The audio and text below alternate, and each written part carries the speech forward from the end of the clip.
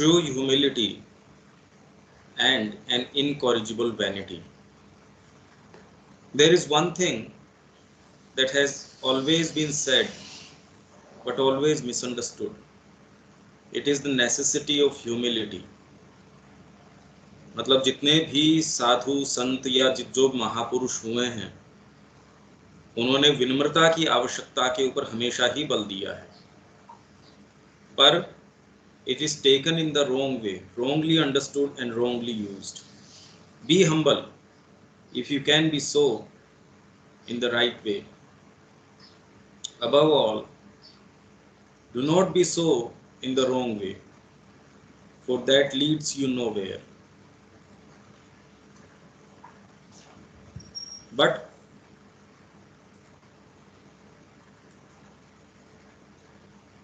there is one thing, if you can pull out from yourself this weed called vanity, then indeed you will have done something.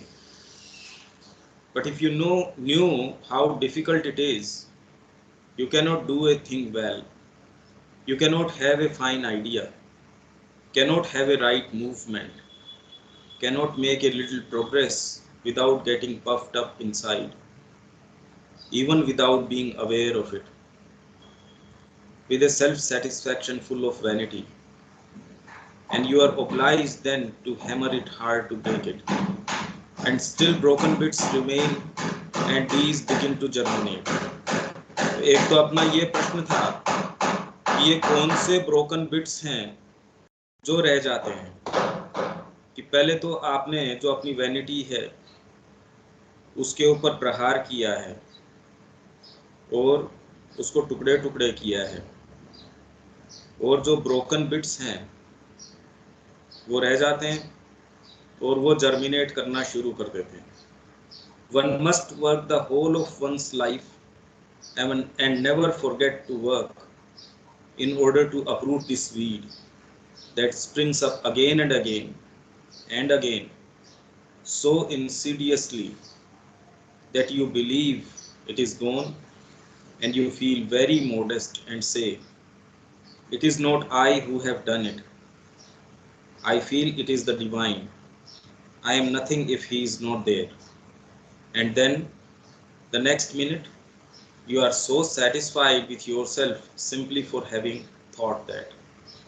और एक ये सोचने मात्र से ही आप इतने सेटिस्फाइड हो जाते हो कि हाँ भी मैंने तो ये सोच लिया, तो मेरा ये मानना सही ही है कि परमात्मा ही मेरे सारे काम कर रहा है, और ये मान के आप बहुत सेटिस्फाइड हो जाते हो.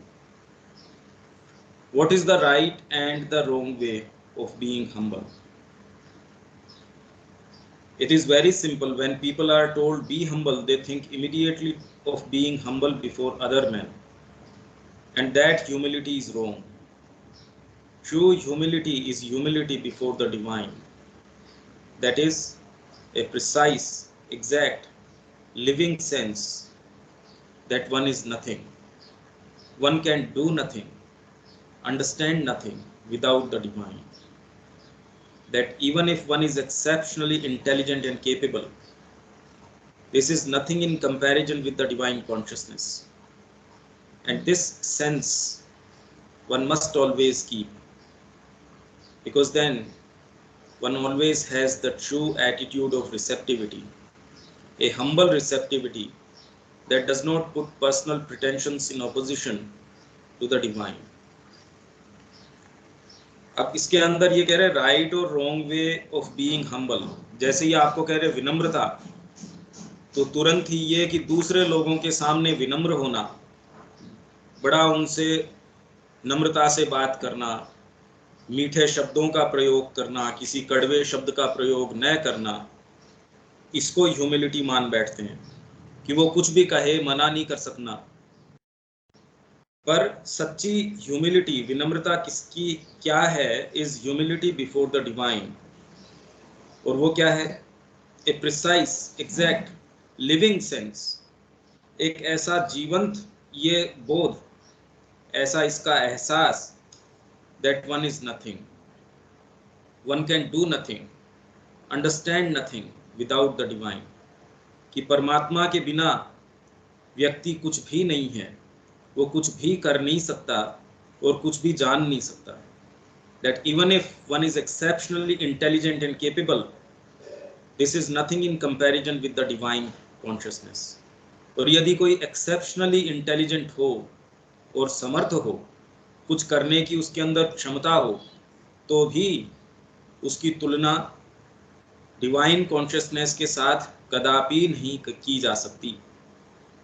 तो अब इसके अंदर ये बोध क्या होता है कि वन इज नथिंग. दूसरा प्रश्न ये था अपना, भाई एक तो ये कि वो वापस कैसे जर्मिनेट करने लगते हैं, वो टिटबिट्स आपके जो छोटे छोटे जो टूट के गिर जाते हैं, वो दोबारा कैसे अराइज हो जाते हैं. कौन सी चीजों की बात हो रही है ये? भाई है तो एक साइकोलॉजिकल चीज ये,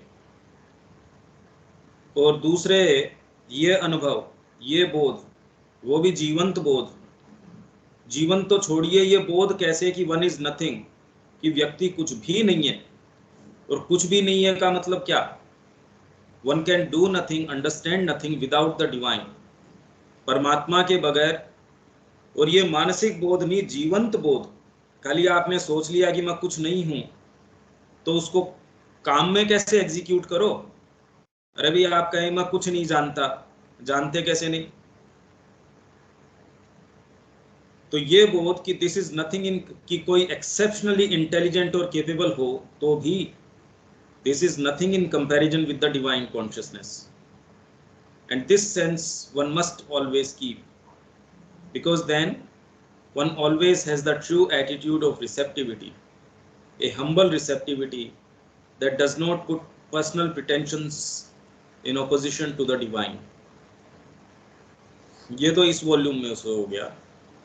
अच्छा, इसके बाद में तीसरे वॉल्यूम में माँ कह रही हैं, ये शायद हम पहले पढ़ के भी गए थे,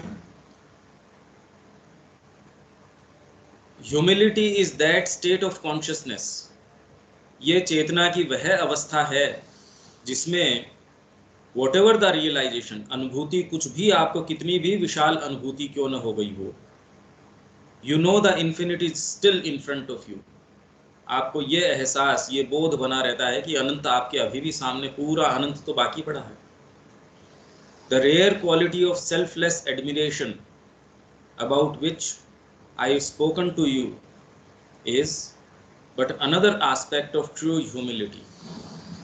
Selfless admiration, निस्वार्थ रूप से किसी चीज को सराहना, ये एक रेयर क्वालिटी है जो माँ कह रही है ट्रू ह्यूमिलिटी का एक एस्पेक्ट है, एक another aspect of true humility. Selflessly किसी चीज को एडमायर करना. For it is sheer arrogance that refuses to admire and is complacent about its own petty achievements.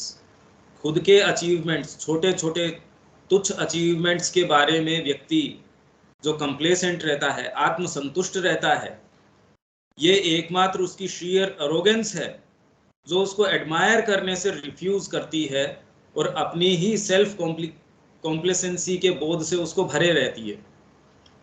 Forgetting the infinite which is always ahead of it. However, you need to be humble not only when you have nothing substantial or divine in you. आपको तभी humble नहीं होना चाहिए जब आप में कुछ भी substantial न हो. मतलब आप में, भाई अब कोई सामान्य सा व्यक्ति हो, अब वो किस चीज की सुपीरियोरिटी के भान से भरेगा? पर तब भी when you are on the path of transformation, तब भी आपको इसके अंदर अपनी ह्यूमिलिटी बनाए रखनी है. रूपांतर के पथ पे आप हैं.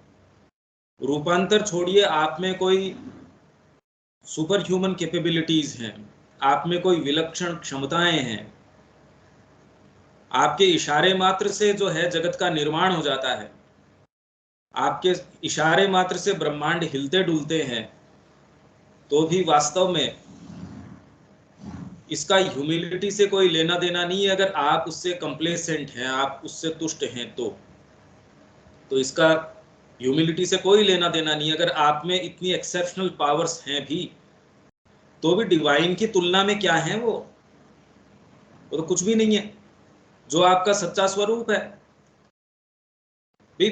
प्रॉब्लम कहाँ है? बेसिकली आप में थोड़ी सी कोई क्षमता आती है, आपकी ईगो उसके ऊपर महल बना लेती है, जो छोटी सी चीज को एनकैश करने की कोशिश करती है। एक कोई छोटी पेंटिंग बनाएगी, कोई छोटी चीज करेगी, अच्छा कोई थोड़ा सा बिजनेस अगर सफल हो गया, तो आप इतने अपने सफलता के, अपनी सुपीरियोरिटी के भान से अपने आप भर जाते हैं। आप हम्बल दिखाने की अपने आप को कोशिश भी करें तो भी उसके अंदर से झलकता है कि क्या चीज आपने दबा रखी है। और सिंसियर आंखों के सामने आप कभी आडंबर भर ही नहीं सकते, वो तुरंत समझ जाएगा कि क्या है क्या नहीं है। पैराडॉक्सिकल दो इट में sound, the divine who is absolutely perfect is at the same time absolutely humble. ये बात पैराडॉक्सिकल लग सकती है, पर एकमात्र परमात्मा जो एब्सोल्युटली परफेक्ट हैं, वो ही एब्सोल्युटली हम्बल हैं। Humble as nothing else can ever be. और कोई दूसरी चीज उस तरीके से हम्बल हो ही नहीं सकती। और वो हम्बल हैं, इसीलिए हर चीज, एक मिट्टी का ढेला, कोई भी चीज उनको बनने में कोई आपत्ति नहीं है। हमको तो अपनी कोई थोड़ी सी मूर्खता भी सामने रखने के अंदर ये लगता है, नहीं मैं अपना बेस्ट पार्ट सामने रखूं, मैं ऐसा दिखाऊं, मैं ऐसा दिखूं कि मेरा इंप्रेशन हो, या मैं एटलीस्ट बुरा न लगूं। परमात्मा को ऐसी कोई आवश्यकता नहीं है कि वो कोई ऐसा आडंबर धारण करे। He is not occupied in admiring himself, though he is the all. वो सर्वे सर्वा हैं, सब कुछ हैं, तो भी उनको इस चीज का कोई ये नहीं है चाह कि एडमिरेशन उनका हो। He ever seeks to find himself in what he is not himself. वो जो नहीं है उसको बनने के अंदर वो सीख करते हैं। जो परम चेतना है वो निश्चेतना बन जाती है अपना विपरीत बनने के अंदर, और उसके अंदर वो खोजने का प्रयास करते हैं। That is why he has created in him, in his own being, what seems to be a colossal not himself. एक इतना विशाल रूप से नॉट हिमसेल्फ, नॉन सेल्फ जो नजर आता है, वो बन गए हैं वो तो दिस फिनोमिनल वर्ल्ड। ये जो हमको जगत इस तरीके का नजर आता है, जो नॉट हिमसेल्फ जैसा नजर आता है, उसमें वो अपने आप को खोज रहे हैं हमारे रूप में आके। अब एक तरीके से बिल्कुल विरोधाभास हो गया। न हमको ज्ञान, न चेतना, न आनंद, न शक्ति, कोई ऐसी चीज नहीं। और उसके अंदर भी कौन सी चेतना है जो इसको धारण करके आगे लेके चल रही है, क्या सीख कर रही हो, क्या खोज रही है, वो रहस्य है। ये परमात्मा की ह्यूमिलिटी है कि वो चुपचाप सतत रूप से स्वयं सब कुछ है, और स्वयं अपने आप को नॉन सेल्फ के अंदर प्रोजेक्ट करने के बाद अपने आप को ऐसे ढूंढता है चुपचाप ही। He has passed into a form in which he has to discover endlessly in time the infinite contents of that which he possesses entirely in the eternal consciousness. वो एक ऐसे फॉर्म के अंदर पास हो गए, मतलब उसमें आ गए, in which he has to discover endlessly in time, काल के अंदर एंडलेसली वो अपने आप को डिस्कवर करते हैं। किस चीज को? The infinite contents of that which he possesses entirely in his eternal consciousness. अपनी शाश्वत चेतना के अंदर जो वो हैं और जो वो पोजेस करते हैं, उसके इन्फिनिट अनंत जो कंटेंट्स है, उसकी अनंत जो चीजें हैं उसमें समाहित उनकी चेतना के अंदर, उनको वो कालगत रूप में ऐसे रूप में डाल देते हैं जिनको मानो वो एंडलेसली डिस्कवर कर रहे हैं काल के अंदर, समय के अंदर। तो इसलिए कालगत जो अभिव्यक्ति है, समय के अंदर जो ये अभिव्यक्ति है, वो निरंतर क्यों चल रही है? मतलब क्या है उसका? क्योंकि परमात्मा की जो शाश्वत चेतना है और उस चेतना के जो इन्फिनिट कंटेंट्स हैं, उसकी जो चीजें हैं, उन्होंने ऐसे रूप के अंदर उसको ढाल दिया कालगत अभिव्यक्ति के अंदर कि वो अनंत काल से उसको ढूंढ रहे हैं। कितनी अभिव्यक्तियां हो गई, कितनी सारी चीजें आ गई, कितने अवतार आ गए, कितने हमारे ग्रंथ हैं, सारे उसका निरूपण कर रहे हैं, और निरूपण करने के बाद भी कोई निरूपित थोड़ी हो जाता है, वो कोई एक्सप्रेस थोड़ी हो जाता है। कितने रूप, चर अचर, कितने सारे रूप हैं, पशु है, पक्षी है, सारों के बनाने के बाद भी एंडलेसली इन टाइम वो डिस्कवर कर रहा है। वो डिस्कवर किसको कर रहा है? अपने अलावा तो कोई चीज ही नहीं है। तो इन्फिनिट खुद के जो कंटेंट्स हैं, जो शाश्वत चेतना के अंदर, उन्हीं को वो रीडिस्कवर कर रहे हैं काल के अंदर। तो one of the greatest victories of this ineffable humility of God will be the transformation of matter which is apparently the most undivine. इसलिए ये कह सकते हैं कि परमात्मा की जो महानतम विक्ट्री क्या होगी, और ये उनकी इनएफेबल ह्यूमिलिटी ऑफ गॉड है क्या, कि जो मोस्ट अनडिवाइन है, वो अपेरेंटली जो हमको मोस्ट अनडिवाइन लगता है, उस मैटर का भी ट्रांसफॉर्मेशन हो जाए, वो भी परमात्मा को एक्सप्रेस करने लगे, वो उनका ही दर्पण, उनका ही रूप बन जाए, तो ये उनकी greatest victories of this ineffable humility of God, उसका ये सूचक होगा। अब 14th वॉल्यूम में माँ क्या कह रही है? To be humble means for the mind, the vital and the body never to forget that without the divine they know nothing, are nothing and can do nothing। फिर वही बात कि ह्यूमिलिटी या हम्बल होने का मतलब है मन में, प्राण में, शरीर में इस चीज को कभी न भूला जाए कि परमात्मा के बिना वे कुछ भी नहीं जानते, वे कुछ भी नहीं हैं, और वे कुछ भी नहीं कर सकते। Without the divine they are nothing but ignorance, chaos and impotence। Ignorance अज्ञानता, chaos विभ्रम, अस्तव्यस्तता की स्थिति, impotence निशक्तता, कि मैं कुछ नहीं कर सकता। आप में बहुत ज्ञान है, हाथ पांव आपके काम नहीं कर रहे, ज्ञान क्या काम में आएगा? कि ज्ञान मेरे को बहुत है कि कहाँ कौन क्या करना चाहिए, पर अभी लकवा मारा हुआ है, मेरे से हिला डुला नहीं जा रहा, निशक्त है। The divine alone is truth, life, power, love, felicity। और ये बोध कि भगवान ही एकमात्र सत्य हैं, जीवन है, पावर है, लव है, फेलिसिटी परमानंद है। Therefore, the mind, the vital and the body must learn and feel once and for all, हमेशा सदा के लिए, that they are wholly incapable of understanding and judging the divine। कि वो परमात्मा को समझने और उनका आकलन करने के लिए अक्षम हैं, कंप्लीटली, होली, सर्वथा, not only in his essence but also in his action and manifestation. परमात्मा को सारतः ही अंडरस्टैंड और जज नहीं कर सकते, पर उनकी क्रिया और उनके मैनिफेस्टेशन भी आप नहीं जानते और उनको जज नहीं कर सकते कि वो किस तरीके से एक्ट कर रहे हैं और किस तरीके से मैनिफेस्ट कर रहे हैं। जब आपको इस बात का जीवंत बोध जितना ही, देखिए कंप्लीट बोध तो हो ही नहीं सकता इस चीज का, वो तो स्वयं परमात्मा ही कर सकते हैं, पर जितना ही हम उनके साथ जुड़ते हैं तो धीरे धीरे हम ये नहीं कर सकते वाला, देखिए हमको इसका जो भान आता है एक निषेधात्मक, मैं नहीं कर सकता वाला भान नहीं है, वो एक चेतना का स्तर अलग तरीके का है। भाई भाषा में कैसे ढाला जाए, और तो कोई कहने का तरीका नहीं है, इसलिए इस रूप में ही कह रहे हैं। और तो तरीका भी क्या है इसको कहने का, कि बॉडी ये समझती है, वाइटल ये समझता है, माइंड ये समझता है। ये एक ऐसी स्टेट को आपको सूचित करना चाहते हैं, उसको इंगित करना चाहते हैं जहां इनके दावे उठते नहीं, जहां आप इतने प्लायंट हैं, इतने ज्यादा रिस्पॉन्सिव हैं, इतने ज्यादा उससे तारतम्य में हैं कि आप जानते हैं कि जैसा माँ कहेगी वैसा हो जाएगा। इसमें बात क्या है? आपको वो बात इतनी स्पष्ट लगती है और जीवन का एकमात्र आधार वो लगता है, आप सोच के ये नहीं कर सकते कि आप विचार करके ये करें, कैसे करें, शुरू कैसे करें। ये बात पिछली बार भी थी, हम ये माने कि मेरे को कुछ भी नहीं पता, तो किस चीज के विषय में मैं मानूं कि मेरे को कुछ भी नहीं पता?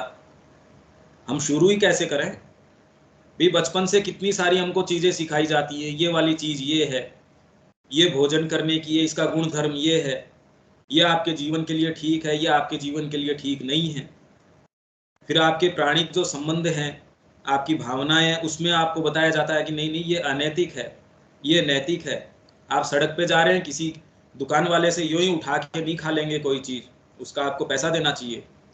आप जा रहे हैं तो किसी को मारेंगे नहीं, आप अपने साथी के साथ धोखा नहीं करेंगे। माइंड के अंदर अपने अपने तरीके के विचार हैं, जिसके अंदर कि भाई ये विचार का अपना एक सही तरीका है, ये सोचना गलत तरीका है, कितनी सारी चीजें हैं ये। तो आप शुरू कहाँ से करेंगे ये ह्यूमिलिटी की? तो वो भूलना शुरू करेंगे। कैसे? इसको हमको समझना पड़ेगा ये कि चेतना की एक ऐसी अवस्था है, आप इनसे लड़के या भूलने की कोशिश करके इस अवस्था में नहीं जा सकते। उसका पॉजिटिव अप्रोच यही है, माँ से जब आप जितना ही संपर्क में आते हैं, अरे भाई डिवाइन हम्बल है, तो ह्यूमिलिटी अगर कल्टीवेट करनी है तो डिवाइन से जितना संसर्ग होगा उनके एट्रीब्यूट्स आप भी शेयर करने लगेंगे। तो सच्ची ह्यूमिलिटी हम कैसे शुरू करें? तो सतत और अनन्य रूप से माँ के ऊपर केंद्रित होना शुरू कर दें। वो अगर हम्बल हैं तो हमारे अंदर भी उनका फ्लो आना शुरू हो जाएगा। हम्बल किसको कहते हैं हम ये भी नहीं जानते। मानसिक रूप से हमने एक प्रतिमूर्ति बनाने का प्रयास किया है कि इसको ह्यूमिलिटी कहते होंगे, हम तो जानते ही नहीं ह्यूमिलिटी क्या होती है। इसीलिए तो ये डिफाइन करने का इतना प्रयास चल रहा है, इसको कहते हैं ह्यूमिलिटी। तो अगर हमसे ये कहा जाए कि एक्चुअल अब इसको एग्जीक्यूट कैसे करें या करें कैसे, इसको क्या करें अब इसका, तो पहली बात तो अगर हम कहें कि अब मैं हम्बल होने का प्रयास कर रहा हूं, तो वो इनफैक्ट उससे दूर जाने का ही तरीका है अचूक। तो एकमात्र तरीका इसका भी ये है कि अनन्य रूप से माँ के ऊपर हम केंद्रित होना शुरू करें, परमात्मा के ऊपर केंद्रित होना शुरू करें। तो जो भी आवश्यक, जितनी भी आवश्यक है भाई, ह्यूमिलिटी है नहीं है, कितनी है कितनी नहीं है, कौन सी वाली चीज ह्यूमिलिटी कहते हैं, किसको नहीं कहते। अब मेरे को किसी को थप्पड़ मारना है, ये उसके लिए आवश्यक है। जब किसी चीज के ऊपर चोट करनी है, गुरु मेरे को कह रहे हैं इसके ऊपर हथौड़े से चोट करो, तो मैं कहता हूँ नहीं, मैं तो हम्बल व्यक्ति हूँ, मैं ऐसा काम कैसे कर सकता हूँ, बताइए ये ह्यूमिलिटी कैसे हो सकती है। तो अर्जुन जो कर रहा था वो तो फिर बाद में ह्यूमिलिटी के दायरे में नहीं आ सकता। परमात्मा कहें कि भाई ये काम करो, कि नहीं जी मैं तो इतना विनम्र हूं, अब गुरु के साथ ये नहीं कर सकता, तो आप कभी भी सच्चा काम कर ही नहीं सकते। अगर हम जिन दकियानूसी विचारों से इन किन्हीं भी क्वालिटीज, ह्यूमिलिटी नहीं कोई भी और अन्य क्वालिटी की बात करो आप, अगर आप उसको जो सामान्य उसको समझने का तरीका है, या आप उसके विषय में जो भी भाव रखते हैं, क्योंकि अगर ये कहा जाए कि मन प्राण और शरीर, उनको ये समझ लेना होगा कि वो incapable of understanding and judging the divine, तो बेचारे वो करेंगे क्या ये बताइए? जीवन को सस्टेन करना ही मुश्किल हो जाएगा। अब माइंड कहेगा मैं तो कुछ जानता नहीं, तो अब मैं क्या करूं? अरे जानते कैसे नहीं, आपको सारा बैकग्राउंड मिला है। मां श्री अरविंद को आप जितना पढ़ते हैं उतना आपकी समझ बढ़ती है। तो इसलिए निश्चित रूप से हम जो बात कर रहे हैं, या माँ जो इसके अंदर कह रही है, वो किसी दूसरे डायमेंशन की बात है। तो ये हमको इसमें सावधानी और सतर्कता रखनी चाहिए कि इसका ट्रांसलेशन हम अपने माइंड से जो कर रहे हैं वो उसमें गड़बड़ न करें। This is the only true humility, and with it come quiet and peace, और उसके साथ शांति और नीरवता, स्थिरता, ये सारी चीजें आ जाती है जब आप स्थिरता से इस भाव में आ जाते हो। This is also the surest shield, कवच है ये, बचाव है, रक्षक है, against all hostile attack. Indeed, in the human being, it is always the door of pride at which the adversary knocks, for it is this door which opens to let him enter. अच्छा, अब ये humility के बारे में agenda माँ का जो है, उसमें पहला वॉल्यूम, उसमें माँ क्या कह रही हैं? ह्यूमिलिटी, ए परफेक्ट ह्यूमिलिटी, पूर्ण विनम्रता क्या है? Is the condition for all realisation, all realisation, समस्त अनुभूति, साक्षात्कार उसकी शर्त है, उसकी कंडीशन है, उसकी मांग है। अगर ह्यूमिलिटी नहीं है, साधना में भी आप जाते हैं, आप अपने मन के विचारों को ही लेके जाते हैं, स्कूल के अंदर ही काम नहीं करेगी ये चीज तो, कि मैं नहीं मानूंगा साइंस के ये नियम, तो आप कोई भी सब्जेक्ट पढ़ ही नहीं सकेंगे अगर वहां आप में ये नेसेसरी विनम्रता न हो। भाई बाहरी फील्ड के अंदर ही इसके बिना काम नहीं चल सकता। तो आप आध्यात्मिकता में आ रहे हैं, वहां तो कोई आपकी शक्ति सामर्थ्य के दायरे में तो कोई चीज होती ही नहीं। आप इसलिए थोड़ी करते हैं कि आप समर्थ हैं या आपके अंदर ये रिसोर्सेज हैं, कोई रिसोर्सेज के आधार पे तो ये होती नहीं। साधना या जो योग है उसका डायनेमिज्म तो एक बिल्कुल दूसरे धरातल का है, उसके ऊपर जो नियम लागू होते हैं बिल्कुल अलग तरीके के होते हैं, आपकी शक्ति सामर्थ्य के आधार पे नहीं होते वो। द माइंड इज सो कोक्शोर, और माइंड जो है वो इतना जबरदस्त रूप से उसको अपनी चीज के ऊपर विश्वास होता है। It thinks it knows everything, understands everything.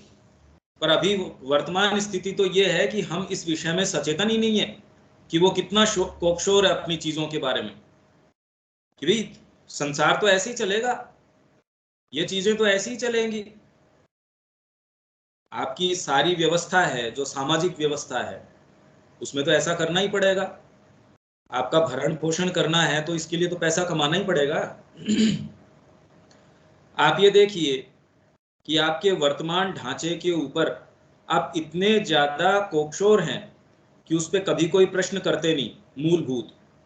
और कहीं से कोई आंतरिक पुकार आ भी गई तो भी वो उस दायरे को तोड़ के नहीं, उसमें ही कोई सर्टेन, जितना वो दायरा आपको अलाउ करता है उतना भर मॉडिफिकेशन आप करने का प्रयास करते हैं। आप सारे देख लीजिए, आप अपने फ्रेमवर्क को तोड़ने की कहां, क्योंकि माइंड कोक्शोर है, वो जानता है कि चीजें ऐसी ही हैं, ये तो ऐसा ही है, वो क्वेश्चन करने की स्थिति में नहीं है। It thinks it knows everything, understands everything, कि ऐसे करेंगे तो यही होगा। भाई माता जी को क्या पता कि परिवार कैसे चलता है, माता जी थोड़ी परिवार के विषय में जानती है। या कितने लोग ये हैं कि भाई आश्रम में वो आपको ये कह रहे हैं, पर उनको बेचारों को दिक्कत नहीं है ना, परिवार की क्या समस्याएं होती है वो जानते नहीं इस विषय में। आप सारी चीजें जानते हैं, आप बिल्कुल चीजें समझते हैं, तो फिर आपको कोई राइट ही नहीं है कि भाई मेरे इन बंधनों से मेरे को टूटना चाहिए। ये दोनों तरीके की चीज हम कैरी करते हैं हमारे अंदर, क्यों हमारा जो फ्रेमवर्क है हम उसको स्वीकार करके बैठे हैं। क्यों? क्योंकि माइंड इसको सो कोक्शोर, वो इतना सब कुछ जानता है और वो उस चीज के बारे में आश्वस्त है।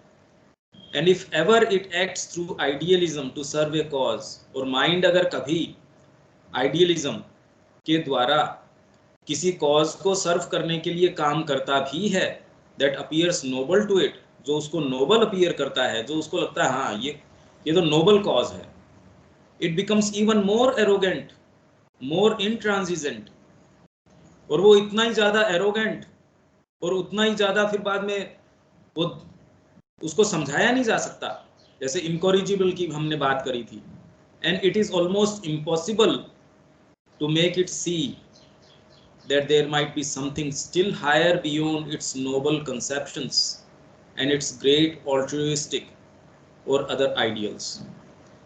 अभी तो अगर आप सामान्य अपने हेतुओं की पूर्ति के अंदर लग रहे हैं तो कभी कोई भाव ये आ सकता है कि अरे भाई जीवन में हम क्या कर रहे हैं।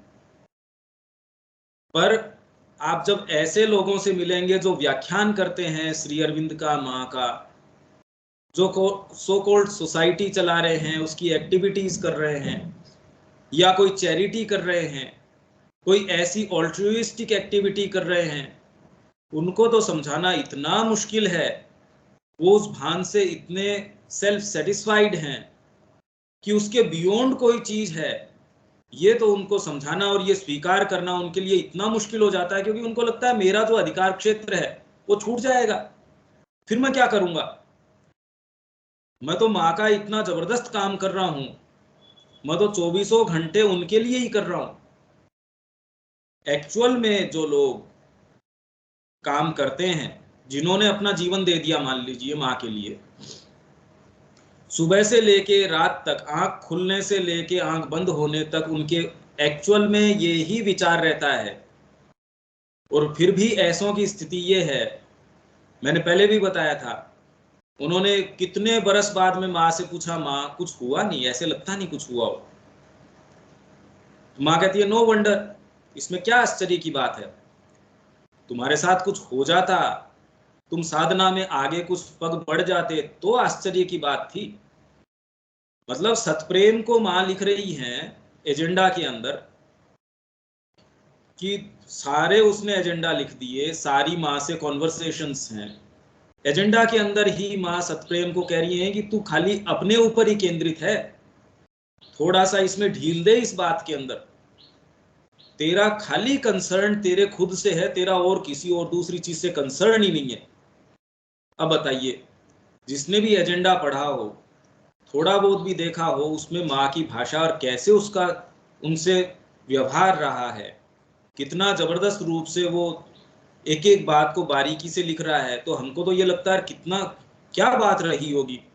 माँ स्वयं ये कह रही है कि तेरे और कोई दूसरा विचार ही नहीं है, तेरे स्वयं के अलावा तेरे कोई दूसरा कर्म का केंद्र ही नहीं है। तो इसलिए अब बताओ, हम जिसको एक सामान्य से अलग श्रेणी में रखने का प्रयास करते हैं, उनकी जब ये बातें निकल के आती है तो हमको ये समझना चाहिए कि ये किस विषय में बात हो रही है।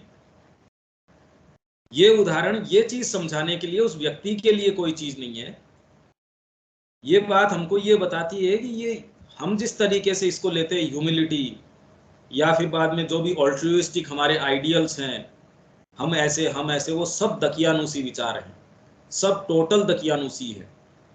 और ज्यादा समस्या कब हो जाती है, जब वो लोग जो सिंसियरली अपने आप को देने का प्रयास करते हैं, ये उन आपको डिस्करेज करने की बात नहीं है, पर जिस तरीके का हमारा गठन है, हम उससे भी नहीं बच सकते कि मैं माँ को अपने आप को दे देता हूं।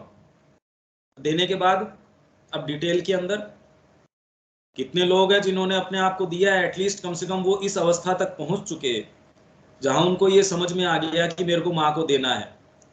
पर अब उनका जीवन देखो, क्योंकि गांठें बहुत ज्यादा हैं भाई, उस व्यक्ति की समस्या नहीं है, पर जिस तरीके का नेचर है, जिस तरीके का कॉम्पोजिशन है, ये बहुत मुश्किल है, बहुत ज्यादा मुश्किल है। Humility is the only remedy, humility ही एकमात्र उसकी जो दवाई है, उसकी रेमेडी है। I am not speaking of humility as conceived by certain religions, कुछ धर्म जिस रूप में ह्यूमिलिटी को मानते हैं, मैं वैसा नहीं कह रही। With this God that belittles his creatures, वो ह्यूमिलिटी की गॉड को ऊपर बिठा दिया, और वो अपने जो नीचे जो है वो जीव जंतुओं को भी लिटिल करता, उनको बड़े कि अरे भाई ये तो नगण्य छोटे छोटे हैं, नाक रगड़ रहे हैं, प्रार्थना कर रहे हैं। तो जैसा धर्म उसका निरूपण करता है, उस ह्यूमिलिटी की बात माँ कह रही है, मैं उसकी बात नहीं कर रही।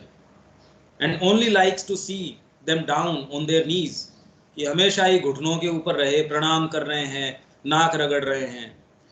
ऐसे गॉड की ये कंसेप्शन नहीं है, ह्यूमिलिटी का ये उनका मतलब नहीं है। When I was a child, this kind of humility revolted me, क्योंकि माँ तो वहाँ चर्च के अंदर और के अंदर देखती थी, तो उनका चर्च के अंदर मैंने देखा कि वहाँ तो बहुत बड़ा स्पाइडर है, और उसके अंदर खाली जो आसुरी शक्तियाँ हैं, इतनी खुश होती हैं वो आपको नील डाउन करते हुए देख के, आप गिड़गिड़ा रहे हैं आपकी तकलीफें सुन के। और जो कन्फेशन रूम है उसका जो वर्णन उन्होंने किया, श्री अरविंद ने किया, पर उस कल्चर में है उस तरीके का। तो माँ कह रही है, when I was a child this kind of humility revolted me and I refused to believe in a God that wants to be little his creatures. और मैं ऐसे गॉड में विश्वास करने से मैंने बिल्कुल रिफ्यूज कर दिया, जो क्रीचर्स, जो अपने प्राणी जिन्होंने जो हैं उनको बी लिटिल करता हो। I don't mean that kind of humility, but rather the recognition, इस चीज की स्वीकारोक्ति, that one does not know, व्यक्ति कुछ नहीं जानता, दैट वन नोज नथिंग। अब बार बार एक चीज ये रिपीट होती जा रही है, one knows nothing and that there may be something beyond परे भी ऐसी कोई चीज है that presently appears to us as the truest, the most noble or disinterested. इस चीज का भान कि आज जो हमको ट्रूएस्ट, मोस्ट नोबल, डिसइंटरेस्टेड ऐसी कोई चीज जो अपीयर होती है वैसी भी कोई परे है. ट्रू ह्यूमिलिटी कंसिस्ट, अब ट्रू ह्यूमिलिटी किस चीज में है? In constantly referring oneself to the lord. हर चीज के लिए बार बार सतत रूप से परमात्मा को रेफर करना. इन प्लेसिंग ऑल बिफोर हिम, सारी चीज जो कुछ भी है उसको परमात्मा के सामने प्लेस करना. अब ये बता रहे हैं कि ह्यूमिलिटी किस चीज में कंसिस्ट करती है. ह्यूमिलिटी क्या है? When I receive a blow, and there are quite a few of them in my sadhana, my immediate spontaneous reaction like a spring is to throw myself before him and to say, thou Lord. तो जब भी मेरे को कोई blow आता है, माँ खुद के बारे में कह रही है, there are quite a few of them in my sadhana, जब ऐसा कोई आघात लगता है, ऐसा कोई सेटबैक आता है, my immediate spontaneous reaction, तुरंत ही like a spring, जैसे ही आपने तो तुरंत उछल के आने, is to throw myself before him, कि परमात्मा के सामने अपने आप को तुरंत प्रेषित कर देना. and to say, thou Lord. Without this humility I would never have been able to realize anything. बिना इस ह्यूमिलिटी के मैं कोई चीज रियलाइज नहीं कर सकती थी. एंड आई से आई, मैं बार बार आई कह रही हूं only to make myself understood. भाई और क्या कहें. ये श्री अरविंद ने अपने जो ऑटोबायोग्राफिकल नोट्स है उसमें एक जगह कहा कि अब बार बार अब मैं आई कहने के लिए मजबूर हूं, क्योंकि मैं अब क्या कहूं, this body Shri Aurobindo, this ये दिस वो तो और भी ज्यादा एक अजीब सा एक्सप्रेशन हो जाएगा. तो माँ कह रही है आई, मैं इसलिए केवल अपनी बात को to make myself understood, but in fact I means the Lord through this body, his instrument. When you begin this living this kind of humility, it means you are drawing nearer to the realization. It is the condition, the starting point. ये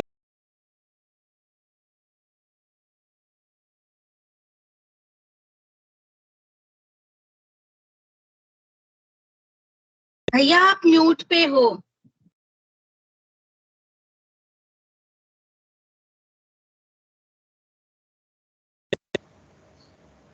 mute कौन करता है?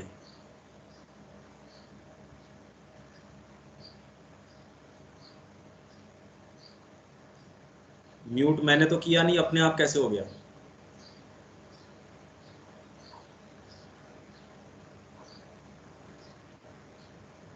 Ravi uncle के हाथ से लग गया होगा कुछ.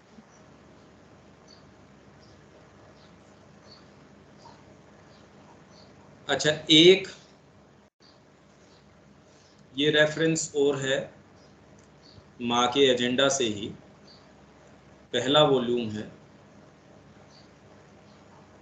If there is one fundamental necessity, अगर ये कहा जाए कि भी फंडामेंटल नेसेसिटी क्या है, तो एक फंडामेंटल नेसेसिटी है, इट इज ह्यूमिलिटी, विनम्रता.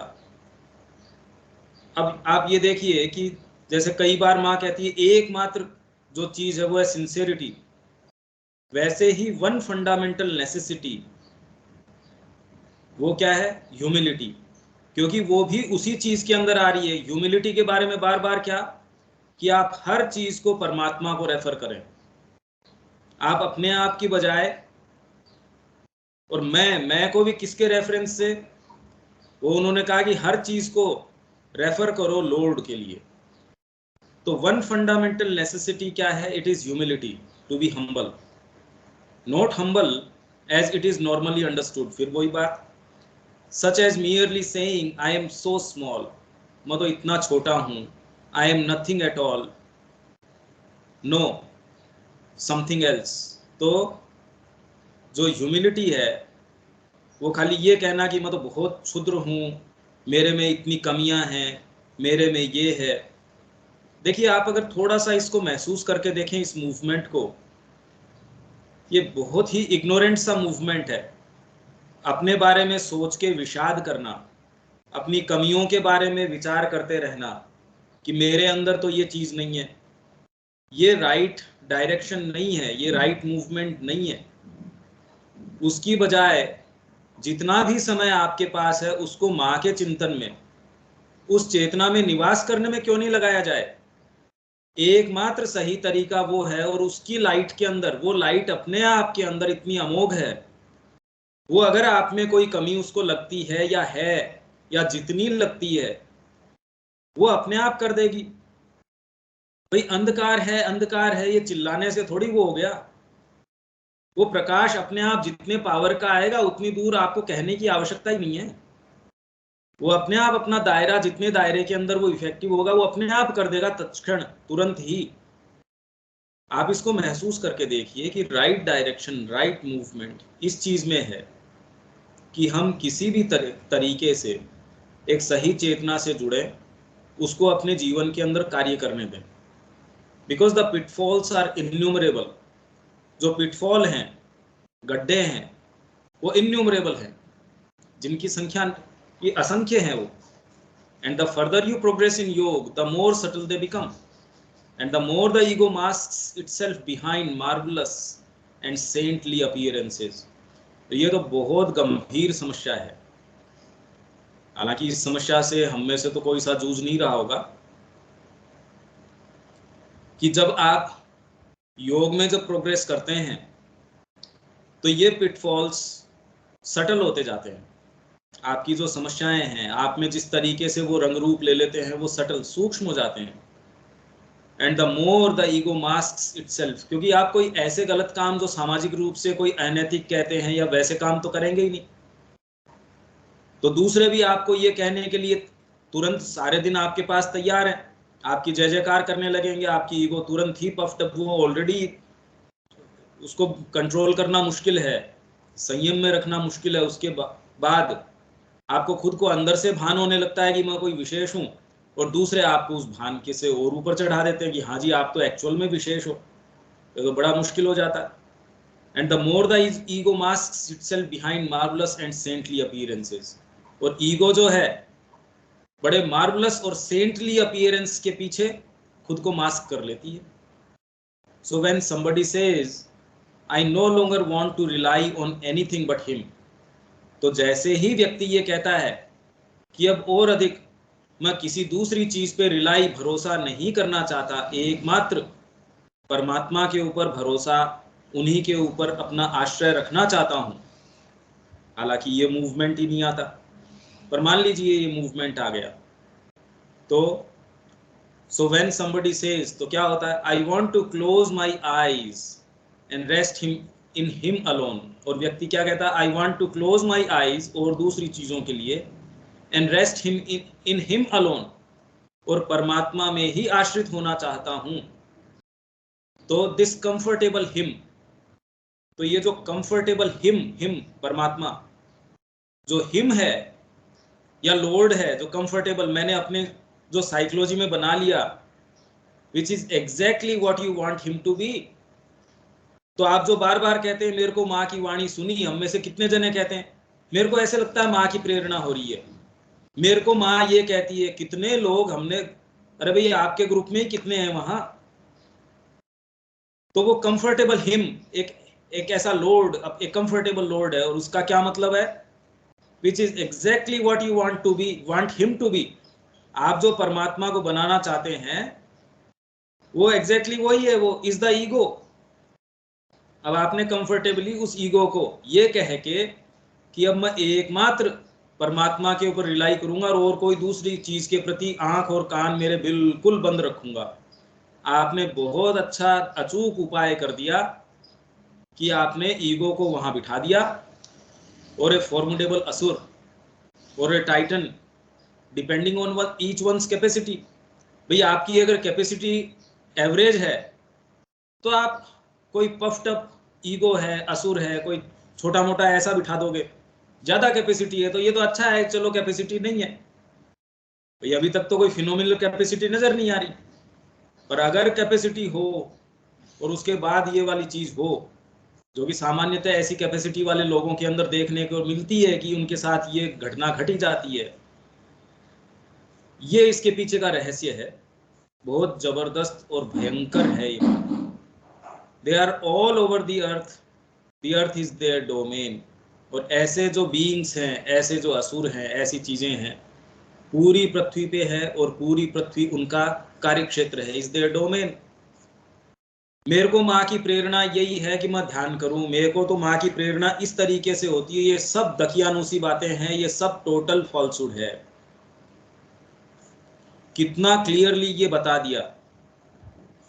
सो the first thing to do is to pocket your ego, not preserve it but get rid of it as soon as possible. तो तुरंत ही, जितना यथाशीघ्र संभव हो, तुरंत उससे पिंड छुटाओ। कैसे? अब फिर वही बात आ गई, आप कहो मैं अपनी ईगो से, तो तुम ये कहते ही तो फिर आपने उसको एनफोर्स कर दिया। तो हम शुरुआत कहां से करें? You can be sure that God you have created, आपने जो इस तरीके से अपने जो साइकोलॉजिकल गॉड बना लिया, जो कि लगभग शायद ही कोई बचता है, लगभग सारों ने अपना एक बना रखा है, is a god of the ego. whenever something within you insists, this is what I feel, this is what I think, this is what I see, it is my way, my very own, it is my way of being, my way of understanding, my relationship with the divine, etc. ये जितनी भी बातें हैं, ये सब क्या बता रही हैं आपको? कि आपने गॉड ऑफ द ईगो का निर्माण कर लिया है। और आप, अगर हम इसके अंदर कोई सा भी हैं, तो ये हमारे लिए कॉशनरी वर्ड्स हैं, हमारे लिए चेतावनी भरे हैं, हमको ये दिखा रहे हैं कि एक्चुअल में क्या हो रहा है। और कौन नहीं है जिसको आपने ये कहते नहीं, सर अजीब मैं नहीं पड़ता इन चक्करों में। मतलब कैसा से कैसा नुक्कड़ के ऊपर भी आप बात करते सुनेंगे, भाई मैं ऐसा नहीं हूं, मैं तो कुछ विशेष ही हूं। उनकी छोड़िए, पर जो एक्चुअल में जीवन के अंदर जो कह रहे हैं साहब मैं तो मां श्री अरविंद के अलावा या परमात्मा के अलावा या इसके अलावा तो मैं और कोई काम करता ही नहीं, उनमें भी थ्रू एंड थ्रू यही है। तो ट्रू सिंसियरिटी, ट्रू ह्यूमिलिटी, वो एक मूवमेंट बहुत अलग तरीके का है, उसकी खुशबू एक बिल्कुल ही अलग तरीके की है। अगर संभव हो तो ये एक रेफरेंस मैं आपके लिए छोड़ देता हूँ, वॉल्यूम 3 के अंदर, एजेंडा का वॉल्यूम 3 है, 431 से 36 नंबर पेज है। उसमें माँ का half an hour experience of perfect humility and total absence of ego, आधा घंटे उनको एक एक्सपीरियंस हुआ परफेक्ट ह्यूमिलिटी का। 27 नवंबर 1962 का है ये, एजेंडा का तीसरा वॉल्यूम, पेज 431 से 36 तक का है। ये कुछ चीज़ें, कुछ पॉइंट्स ऐसे हैं। अब इसके अंदर मैं इसको एलिबरेट करता रहूं, इसकी बजाय आप इसके विषय में क्या कहना चाहते हैं, कैसे इसको अपने आप से जोड़ना चाहते हैं, कैसे इसकी क्रिया होती है। कि ऐसा कौन है जो ये नहीं कहता भी मैं माँ को समर्पित करना होना चाहता हूँ, वो तो एक अलग बात है, पर जो हो चुका हो अपने मन में, जो सारे दिन एक्टिविटी कह रहा है मैं माँ के निहित ही करता हूँ, और सारी तो बातें आ गई आज इसके अंदर। ये सब आपने एक ऐसे ईगो को क्रिएट करके बिठा रखा है और बिल्कुल दकियानुसी है।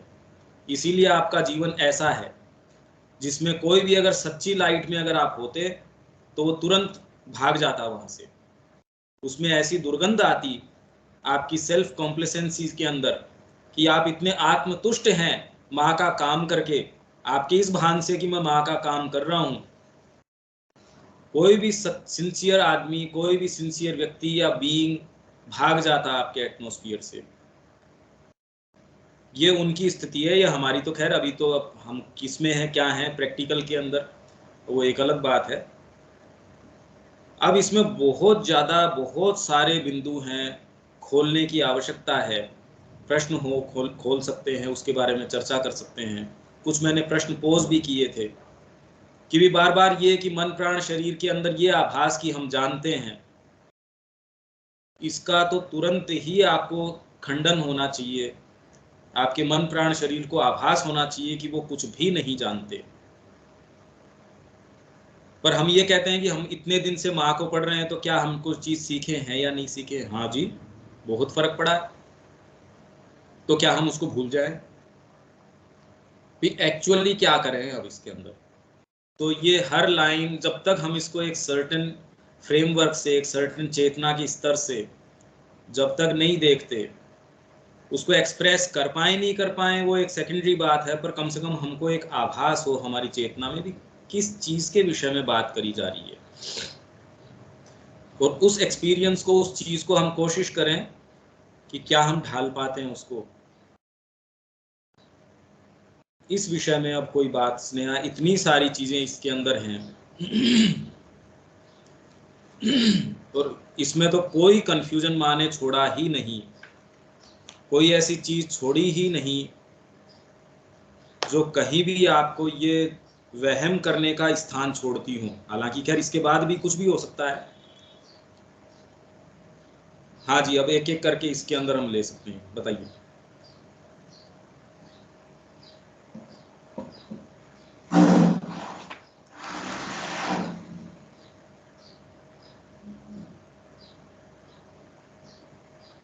भैया, तो अभी जैसे कि आपने कहा कि अ, हमें जैसे कोई काम मिला, हमने उस काम को पूरी ईमानदारी और बोलते हैं कि बिल्कुल ऐसे कि हम आपके लिए काम कर रहे हैं तो वो बेस्ट से बेस्ट होना चाहिए। हमने वो काम किया और उसमें सफलता भी मिली, तो वो तो एक नेचुरली वो चीज आता है कि हमने माँ का काम किया। तो इस मतलब ये फीलिंग होना कि हाँ हमने माँ के लिए वो काम किया और ये काम बहुत अच्छे से हुआ, तो वो क्या मतलब वो आना, भाव आना या ऐसा विचार आना गलत हो जाएगा? नहीं, नहीं हो सकता। यही तो मैं कह रहा हूँ, प्रैक्टिस में हम कैसे करेंगे इसको, कि मैं माँ के लिए कर रहा हूँ, क्या हम पर ये सारे विचार प्रक्रिया के हो सकते हैं, ये हमारा ये तो मार्ग हो सकता करने पर ही होता है भैया, ऐसे तो है। आता नहीं है। मार्ग की बातें हैं। जिस ह्यूमिलिटी की माँ बात कर रही हैं, वो तो तादात्म्य की बात है। एक तरीके से जितना ही आप परमात्मा से तादात्म्यता के अंदर आते जाते हैं, तब वो धीरे धीरे आती है। बाकी तो आप कोई अच्छा काम करते हैं तो आपको उसमें रस आता है, आप में कोई चीज पुष्ट होती है भाई। और आप करेंगे कैसे अच्छी चीज, अगर आप उसके अंदर तकलीफ पाएंगे तो? ये बताइए, अगर भोजन में रस नया आ रहा हो तो आप ऐसा भोजन कैसे करेंगे और कितने दिन करेंगे? तो वैसे ही अगर अच्छी चीज में कोई आपका भाग रस न लेता हो तो आप करेंगे ही कैसे उसको? यही तो मैं कह रहा हूं कि प्रैक्टिस के अंदर हम कैसे डालेंगे इस बात को कि मेरा मन कुछ नहीं जानता, मेरा प्राण कुछ नहीं जानता, मेरा शरीर कुछ नहीं जानता। अरे कैसे नहीं जानता? हमको पता नहीं कि किसके ऊपर बैठना चाहिए, किस पे नहीं बैठना चाहिए। आप जाके ओढ़ने वाली चीज को खाने लग जाओगे, खाने वाली चीज को ओढ़ने लग जाओगे, ये चीजें थोड़ी होंगी। ऐसे हो सकता है क्या, ये बताओ? तो इसका मतलब किसी दूसरी चीज की बात करी जा रही है। यही तो हम कह रहे हैं कि इसके अंदर जो बात है वो किसी और दूसरी चीज की करी जा रही है। ये बताइए अब, ये हमको समझने की आवश्यकता है कि अब कैसी चीज की बात करी जा रही होगी। माँ ऐसा तो नहीं कह सकती भाई, ये एक्सपेक्ट करना कि आप खाना भूल जाओ, सोना भूल जाओ, मतलब आपका जो नित्य क्रम है वो भी आप भूल जाओ, कैसे? ये शरीर की वो एक्टिविटीज तो आप नहीं भूल सकते। आप कैसे, शुरू कहां से करोगे ये बताओ?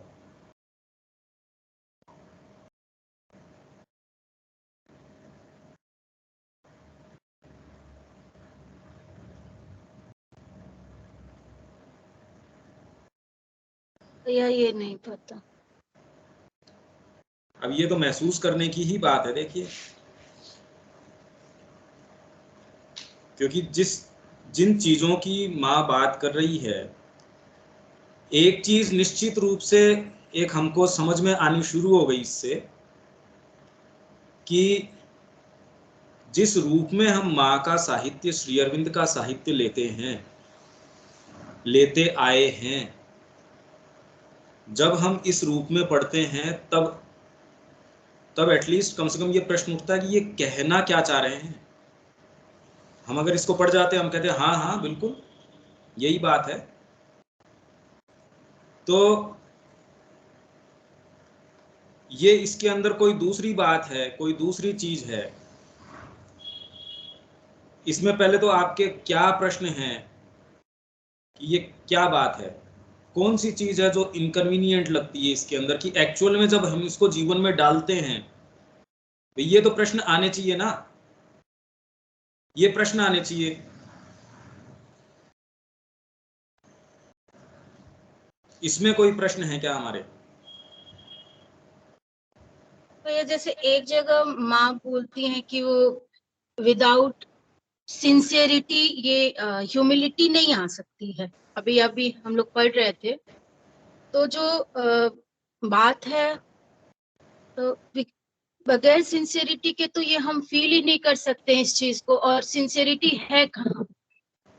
सबसे बड़ी रुकावट तो ये है कि हम सिंसियर नहीं है, कोई भी चीज में सिंसियर नहीं महसूस होता है। ये कि सिंसियरिटी बहुत लैक ऑफ सिंसियरिटी है। तो जब तक उस चीज में आएंगे नहीं, तो ये तो ह्यूमिलिटी वाली बात फिर कैसे करें। ये मूवमेंट एक बहुत अलग स्तर का है।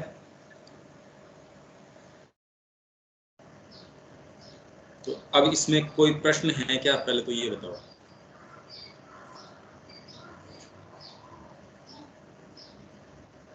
भैया पिछली क्लास में आपने 3-4 क्वेश्चंस आपने खुद ही रखे थे, तो उसमें जो सबसे पहला टॉपिक था कि हमारा जो मानस है, हमारा प्राण है और शारीरिक है, वो अपने आप को भूल नहीं पाते हैं, वो अपने आप को हमेशा, तो वो स्थिति स्टेट कब आएगी, तो उसमें आपने कहा था कि उसको प्रैक्टिस और रिकॉन्साइल कैसे करें। तो भैया हमारे पास जब ऐसे काम ही नहीं है, क्योंकि हम जो नॉर्मली काम करते हैं वो तो उन्हीं के वशीभूत होके करते हैं, तो वो जब इस तरीके के काम आएंगे तभी वो चीज हम उस पे फोकस करेंगे, कॉन्सेंट्रेट करेंगे। हाँ, वो जो हमारा मानस है, आप जो हमारी कहना प्राणी। चाह रहे हो, शायद आप ये कहना चाह रहे हो कि हम जिस तरीके की वॉक ऑफ लाइफ में हैं वहां तो ये बात ही नहीं उठती। आप शायद ये कहना चाह रहे हो कि जिस इस तरीके के जीवन में, या जिस तरीके का हमारा जो सामान्य जीवन है उसमें तो ये बातें या ये चर्चाएं नहीं, और इस तरीके की बात ही नहीं उठती, तो इसलिए कोई ये रिकॉन्साइल करने की या ये कोई समस्या ही नहीं है। और ठीक बात भी है। तो माँ स्पेसिफिकली जो लोग साधना में आए हैं उनकी बात है। बाकी तो एक गुण के रूप में विनम्रता ठीक है, भी एक एज ए पॉलिसी की आपको दूसरों से गलत व्यवहार करना चाहिए, उसकी बजाय तो विनम्रता का व्यवहार करना चाहिए। एक व्यवहार के हिसाब से अच्छी बात है, ठीक है, पर हम उसको तो फंडामेंटली वहां तक ले गए कि परमात्मा ही एकमात्र हम्बल है। इसका मतलब तो माँ कोई बहुत अलग स्तर की बात कर रही है।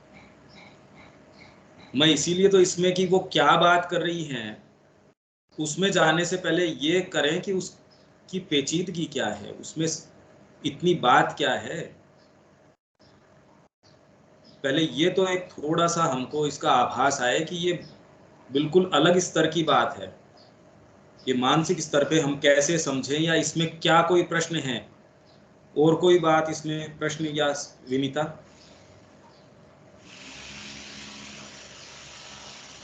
भैया जब उस स्थिति में ही नहीं है तो प्रश्न कहाँ से आएंगे हम। मेरे को तो ये चीज समझ में नहीं आ रही। हाँ, ये चीज समझ में आती है कि परमात्मा के सिवा कुछ भी नहीं है, लेकिन ये पार्ट कैसे अपने आप को, ये अपनी चेतना कैसे छोड़ सकते हैं। हाँ, ये अपने ट्रू नेचर में तभी आ सकते हैं जब वो अपनी अंतरात्मा की लाइट में आए, क्योंकि इनका अपना अपना एक ट्रू नेचर है।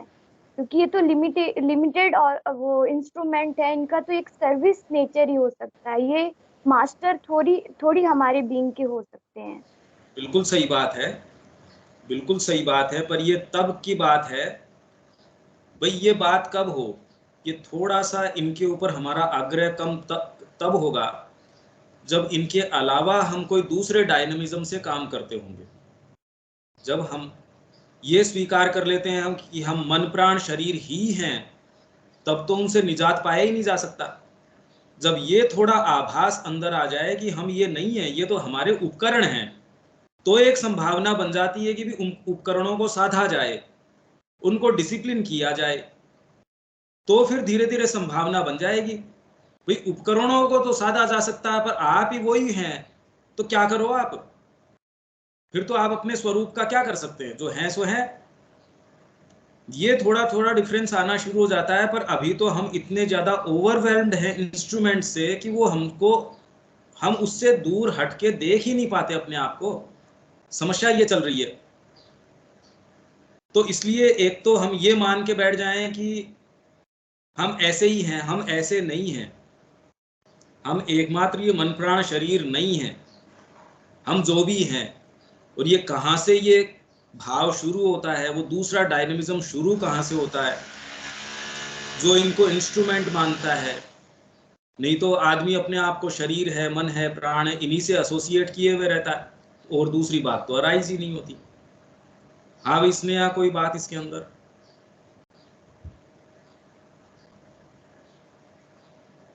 यह विनीता का जो प्रश्न था उससे ये भी इम्प्लाई होता है क्या कि अभी हम लोग इस तरीके का कोई भी कार्य में हमारी अभी व्यस्तता नहीं है जहाँ ये चीजें डिमांड करती हैं, तो हम इन चीजों पे फोकस नहीं कर पाते। और तभी जैसे आप अभी बोले कि हम इसको प्रैक्टिस में कैसे लाएं इसको, वो तो एक बात की बात हो जाती है, लेकिन हम इसको लाइफ में कैसे लाएं? तो फिर हम अगर हम उस चीज में है ही नहीं, तो हमें पता कैसे चलेगा कि इसको प्रैक्टिस में कैसे लाना है, या हम इसको इस पे क्या करें इस चीज को लाने में। हाँ, इसीलिए तो आपके साइकोलॉजी है, साहित्य यही काम करता है। जरासंध वध है, आप क्या करोगे? जरासंध की जैसे किसी का वध थोड़ी करोगे।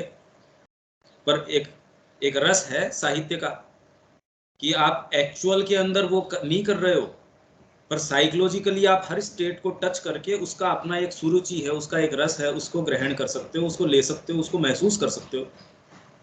आप सारी चीजों को कम से कम अपनी सब्जेक्टिव कॉन्शियसनेस में तो महसूस करने की कोशिश कर सकते हो। एक ऐसी चेतना जहां आपका शरीर आधिपत्य में नहीं हो, प्राण आधिपत्य में नहीं हो, वहां वो सेवक हो। क्या हम ऐसी की कल्पना, और वहां का क्या वातावरण रहता होगा भाई हम नहीं जानते, हम थोड़ी जानते हैं। हम तो परमात्मा को भी नहीं जानते, तो फिर ये सारी बातें ही फ्यूटाइल है हम जो कर रहे हैं वो। अगर हम जैसे हैं और हम कहें ये ही वास्तविकता है और इससे हम अलग नहीं हो सकते, फिर तो और किसी कल्चर का, बातचीत का इनका कोई अर्थ ही नहीं है। हम वो सारी बातचीत और वो सारा प्रयास करते ही इसीलिए हम, क्योंकि हम अभी नहीं हैं, पर हमारी संभावना है। आप जो पढ़ते हैं शिशुपाल वध पढ़ा, उसमें अब बताओ, कहते ये तो कभी देखा ही नहीं और न कभी हो सकता। आपको ऐसी कोई संभावना लगती है कि आप अपने जीवन काल में कभी वैसा वध होते देखोगे? तो फिर तो महाभारत पढ़नी ही नहीं चाहिए, या रामायण में जो भी घटनाएं हुई उनकी तो चर्चा ही नहीं करनी चाहिए, क्यों? हमको नहीं लगता कि हमारे जीवन में वैसी घटित होंगी। पर फिर भी वो कितनी रियल है। आप किसी की जीवनी लिख दो, कोई बहुत प्रभावी व्यक्ति है उसकी भी लिख दो, तो भी लाखों करोड़ों लोग आपकी रामायण है, भागवत है, महाभारत है, इनका सेवन करते हैं ना, तो इनमें कोई डीपर सत्य है? तो आप ये क्यों अपने आप को बांध लेते हैं कि हम इसी जीवन से बंधे हैं? ये आपका माइंड कोकशोर है कि चीजें ऐसी हैं। उसमें ह्यूमिलिटी आने की आवश्यकता है। देखिए संक्षेप के अंदर मैं इसके अंदर इतना ही कह सकता हूं, इसको ध्यान से समझने की कोशिश करो।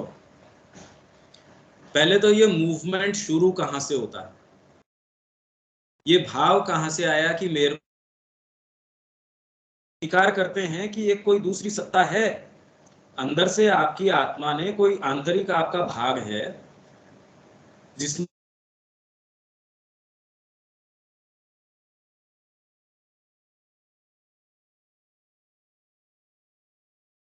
और आपको भीतर से ये कहीं ना कहीं अनुभव प्राप्त होता है, और वो अनुभव एक ऐसी आपके मन प्राण शरीर से अलग सत्ता का आपको एक अनुभव प्राप्त हुआ है, और वो धीरे धीरे कितना अपने आप को इम्प्रेस अपॉन कर पाता है इन बारी इंस्ट्रूमेंट्स के ऊपर।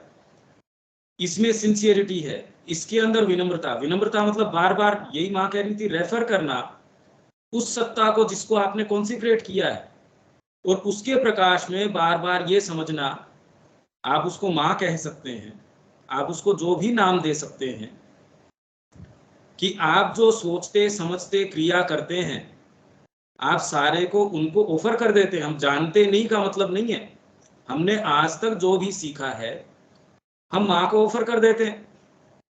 हम जो भोजन करते हैं हम उनको ऑफर कर देते हैं, हमारे प्राणिक संबंध हैं, भावनाएं हैं, वो सारी ऑफर कर देते हैं। हाँ विनीता, कोई बात इसमें?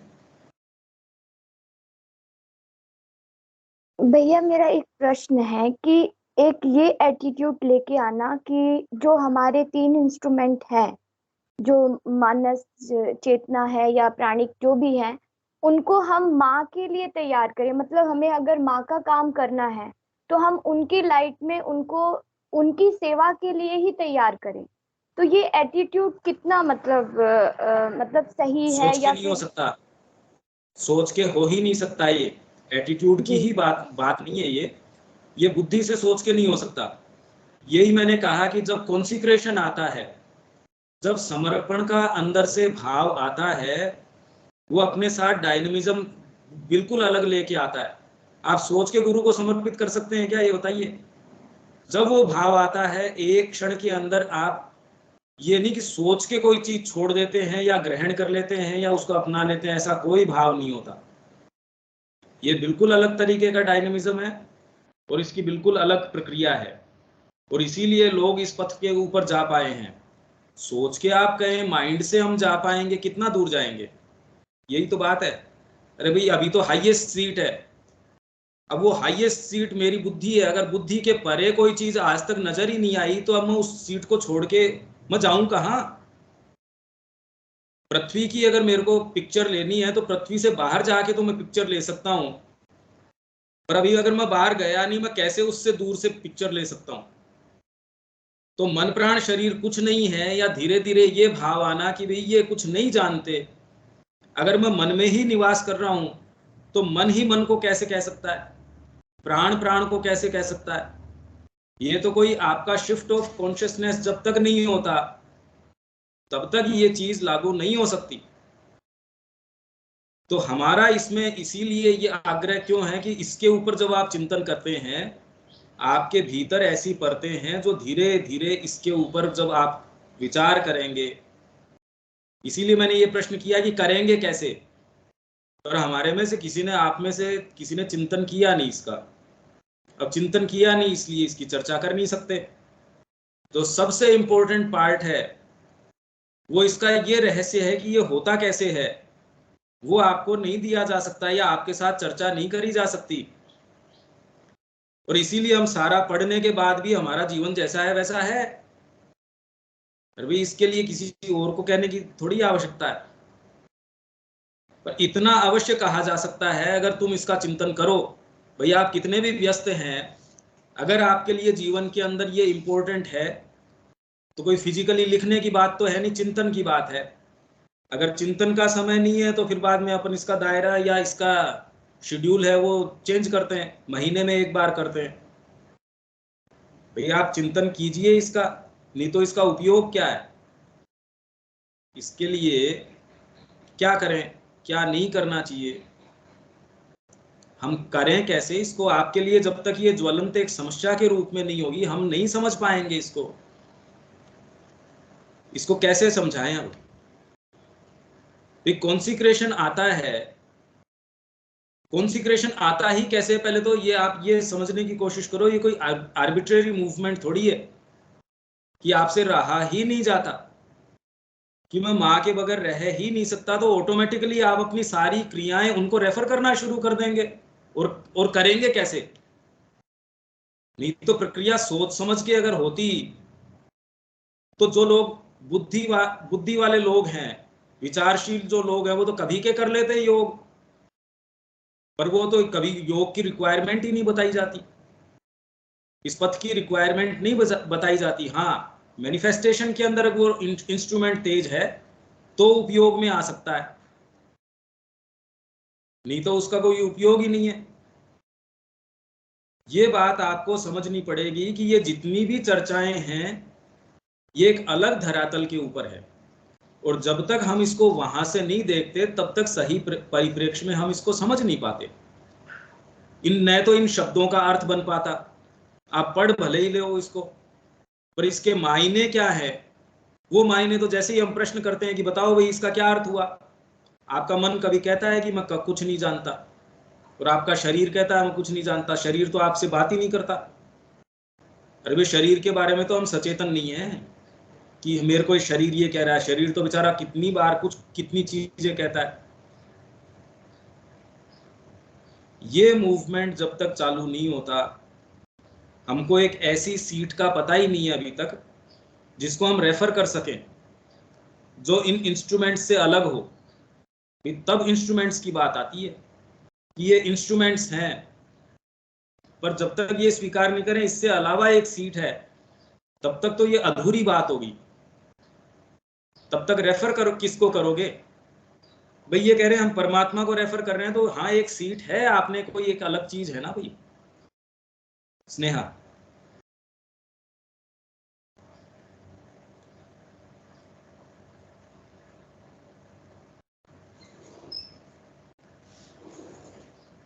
या फिर ये तो कोई बात नहीं हुई कि क्लास हम लोग काम नहीं करेंगे तो फिर आप क्लास वैसे नहीं मैं तो ये कह रहा हूं कि ये चिंतन के बिना नहीं हो सकता।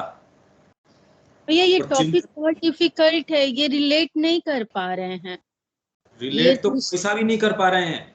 कहीं ना कहीं पर भ्रम तो रहता है कि हाँ वो रिलेट कर पा रहे हैं। जैसे वो जो टॉपिक था सोली रिलाई ऑन द डिवाइन, या बहुत सारे ऐसे टॉपिक्स पर वहां कहीं लगता था, पर ये नहीं हो, ये टॉपिक नहीं समझ में भी आ ही नहीं रहा है। इसीलिए तो चिंतन की बात है।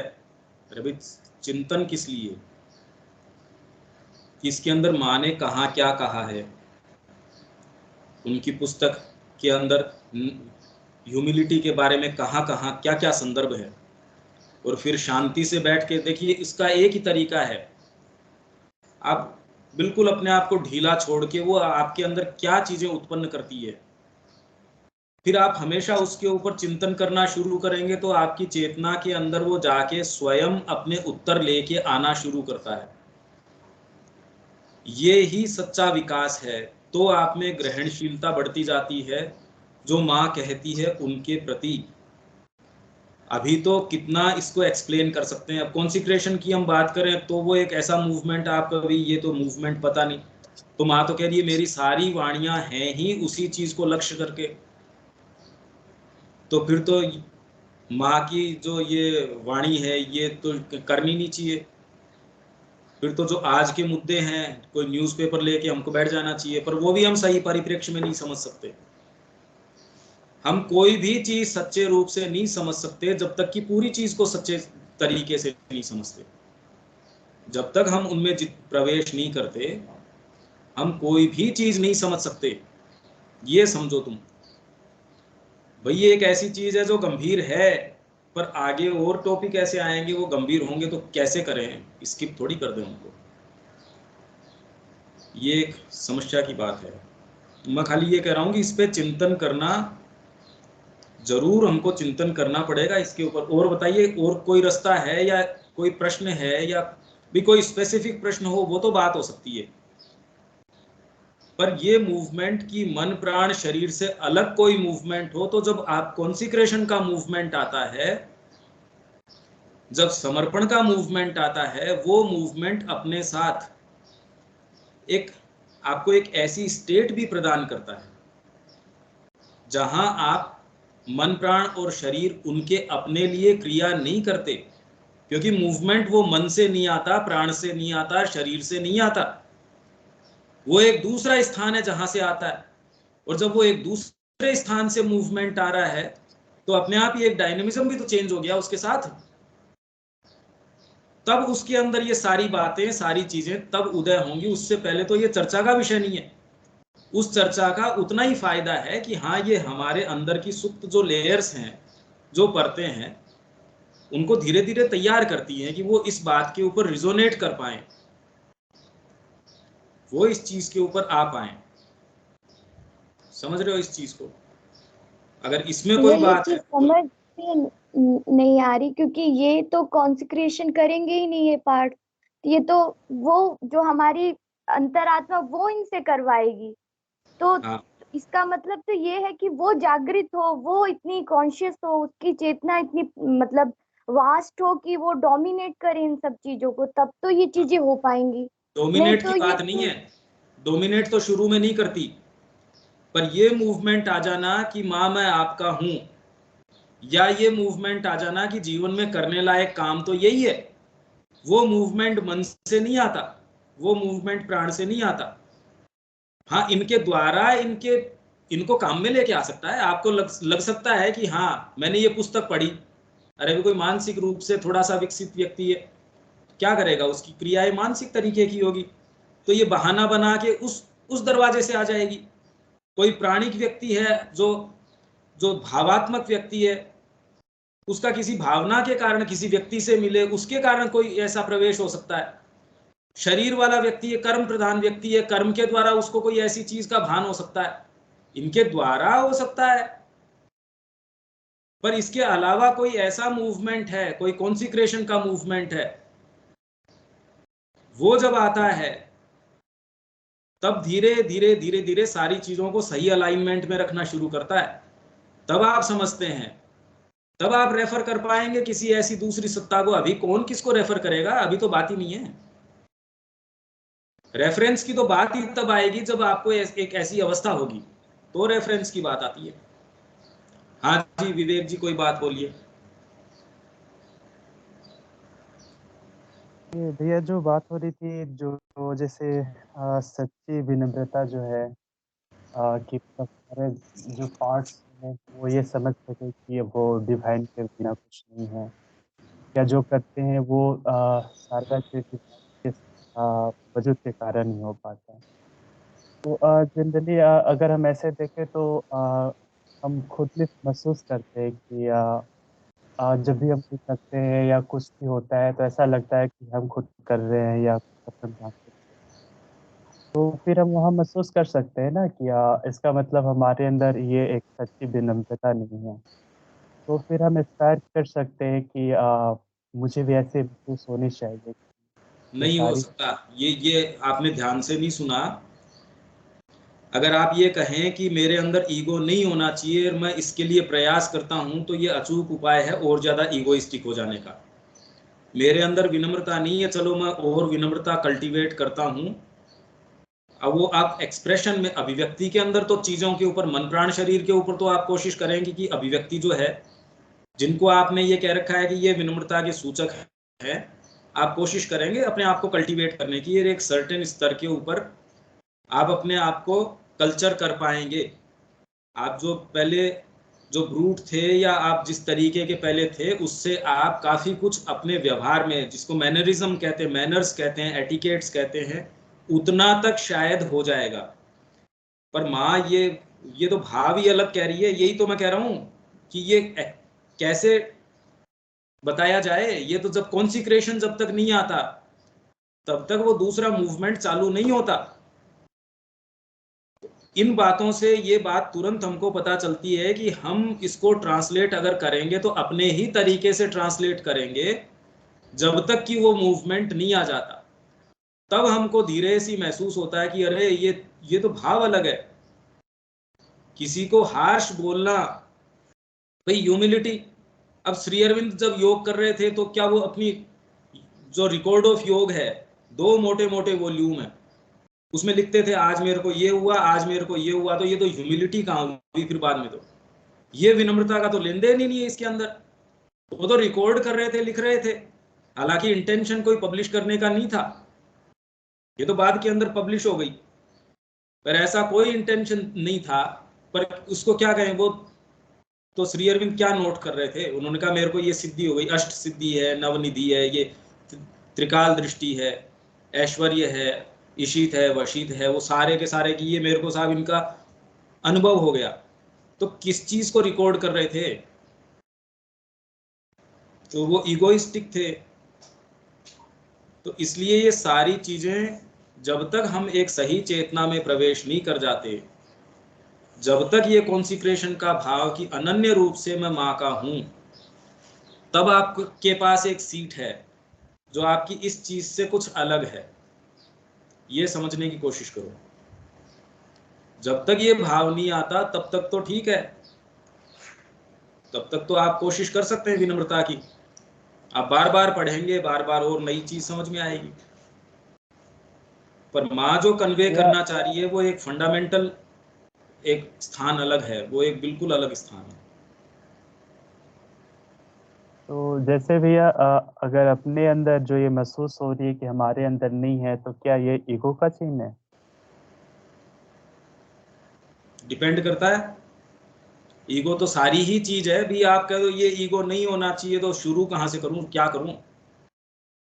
भी मेरे अंदर नहीं है तो आपको ये भान भी दिया गया है, आपको इंडिविजुअल कॉन्शियसनेस भी दी गई है, तो मेरे अंदर है या नहीं है ये भान नहीं हो तो कैसे हम पत्थर थोड़ी बन जाएं? इसका मतलब भी जनरली जो लोग कहते हैं कि सब में परमात्मा दिखने लग गए, तो इसका मतलब क्या हुआ? सबके प्रति समभाव है तो वो पत्थर हो गया।